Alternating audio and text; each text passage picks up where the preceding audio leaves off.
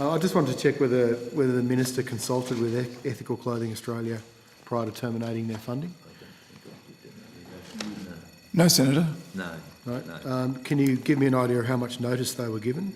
Oh, yes, we can. So the funding agreement was due to expire 30 June 2015. We talked to them, we wrote to them on the 19th of March 2014 and we've been talking to them, negotiating with them ever since. The termination date is 30 June. 30 June, okay. So I understand. So 3 months. 3 months. A big pardon? It was just over 3 months' notice. So over 3 months, okay.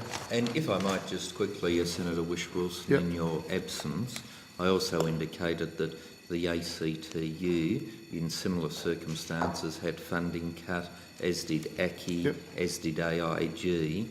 Was part of the, unfortunate savings that we deemed necessary in the circumstances we find ourselves in. I actually heard your comments. Oh, I was watching. I was watching the. Sorry to repeat. I was watching the idiot box, and I heard them. But actually, it did prompt a question.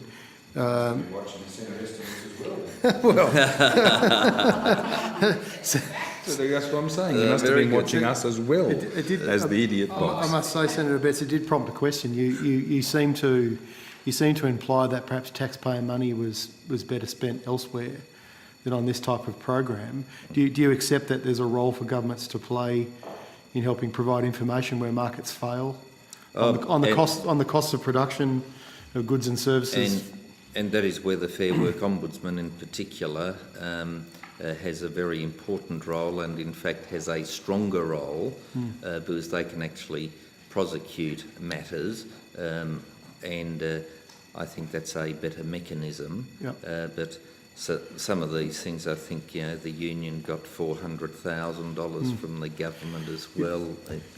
And in terms of the prosecution, I understand that argument, but wasn't this whole system designed to provide rewards for those who got accreditation? And therefore create value and support their businesses as well? And see, the good news is Ethical Clothing Australia existed before taxpayer subsidies.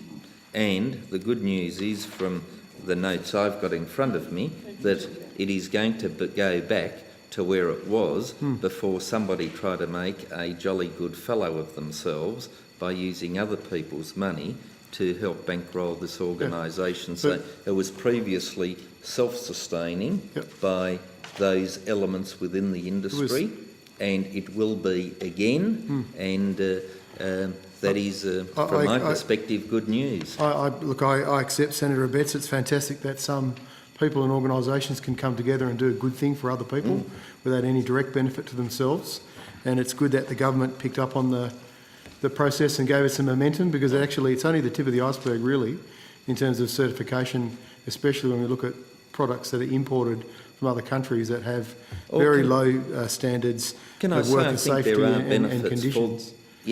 But can I say I think there are benefits for the organisations that are helping to bankroll this, namely they will use that as a marketing tool to try to promote their products, and the other side of the equation is that the union undoubtedly believes that helps look after its members, and so both sides actually have a self-interest in putting money into Ethical Clothing Australia, and that's how they did it before, and that's how they continue. They currently do as well, don't they?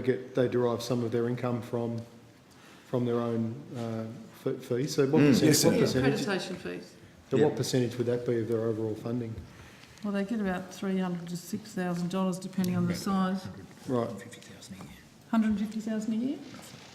Right. Out of a total of just over you're providing $1 million. So the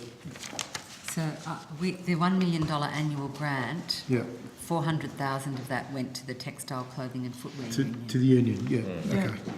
Yep. So about 150,000 they get through accreditation income, and that was over and above the $1 million grant from the government. Has there ever been any analysis on the benefit that this type of accreditation brings to businesses? I mean, it's a voluntary agreement, obviously. It's not compulsory, but Not that I'm... No, we're not aware of that, Senator, no. okay. But they make a business decision, no doubt. And, Oh, it's supposed to add value to the business, yeah. But also bringing a public good, Senator Abetz, yeah. and informing markets, informing choices. And those things often converge. But there's good self-interest and a good social benefit on the side. Well, let's hope so. Thank you.